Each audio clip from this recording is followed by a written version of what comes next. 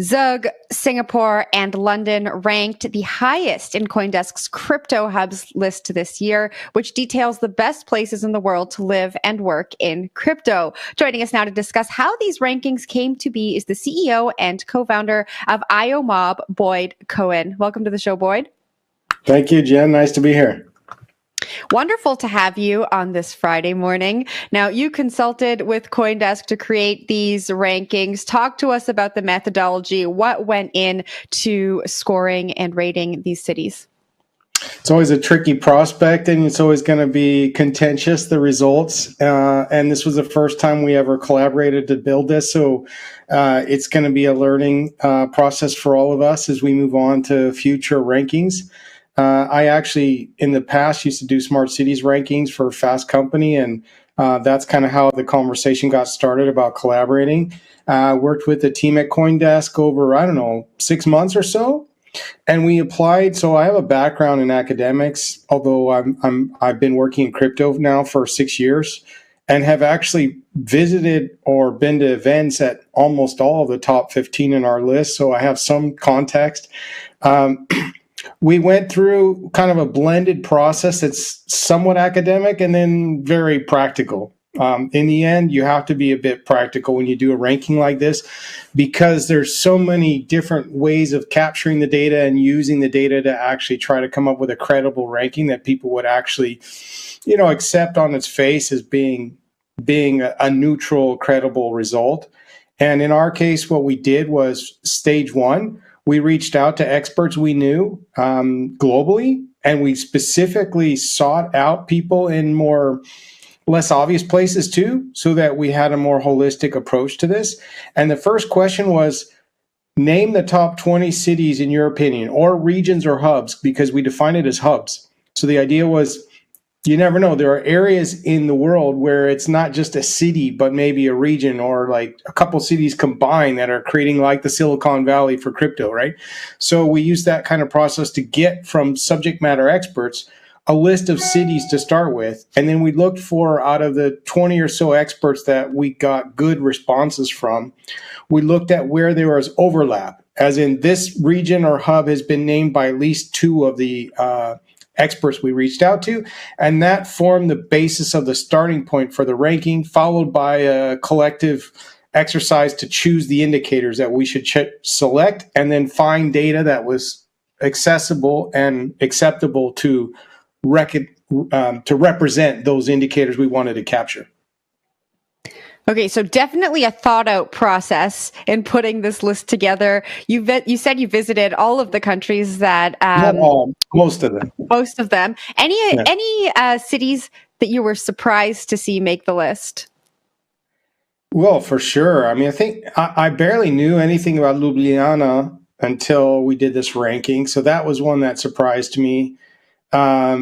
We had some that were maybe not surprising, but didn't make the final cut, that I was happy to see in the first list, but didn't make the final 15, like Lagos in Nigeria, Buenos Aires, El Salvador.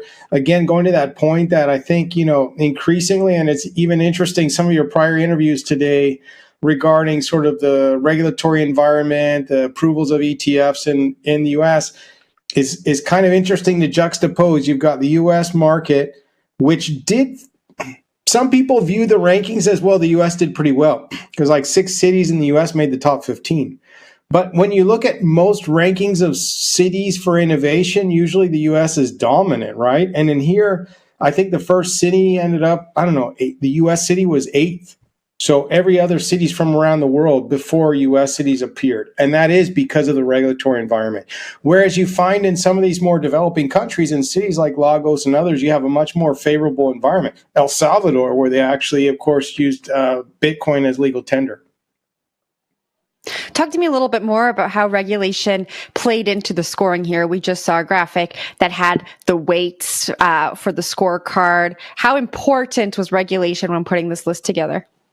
Yeah, this was something we debated internally. I mean, obviously, any ranking, selecting indicators is already a challenge. And then deciding the weighting of those indicators is another challenge. And We had a lot of debates about it, but in the end, for us, it was just so critical, the regulatory regime, because without it, you really just don't have a solid foundation for a vibrant crypto ecosystem. Whether you're a startup, whether you're a venture fund, whether you're a digital nomad, if you have a antagonistic relationship with the regulation bodies around crypto, it's really hard to have a flourishing crypto ecosystem. So, you could argue that it is surprising that there were even 6 cities from the US that made the list, or North America that made the list, given the frankly terrible regulatory environment you find in the US, compared with, and one of your previous guests just talked about it, Abu Dhabi, Dubai, Hong Kong, Singapore, so many cities and regions are really taking a leadership, London, taking a leadership position on not saying we're going to regulate by enforcement, but we're actually going to embrace these kinds of initiatives, this kind of innovation around crypto. And we want to attract the world's innovators around crypto. And, there's that recent story with Andreessen launching an office in the big venture fund in London. And one of their biggest rationale was specifically the regulatory uncertainty in the US versus the certainty around it in the UK. Wrap this up for us as we go into the weekend. What does this list of cities tell you about the state of crypto on an international stage? What I actually kind of love about it compared to most traditional sort of innovation indices is how decentralized and democratized hubs of innovation around crypto are. I think if you looked at most tech industries, you would see more bias exclusively in the Western world, particularly Europe and North America. And what I love about crypto is, by default, by its design, it is a democratizing technology. And therefore, we're having these hubs emerge all the way down to Lagos, to El Salvador, and of course to Dubai and other markets. That's what kind of has me the most excited about the future, is that we're not like putting all our eggs in the basket of Silicon Valley, but instead seeing flourishing ecosystems all around the globe. Boyd, thank you very much for joining the show this morning. Thank you, Jen. My pleasure. That was the CEO and co-founder of Iomob, Boyd Cohen. Head to Coindesk.com to check out the rest of the cities that made our crypto hubs list this year.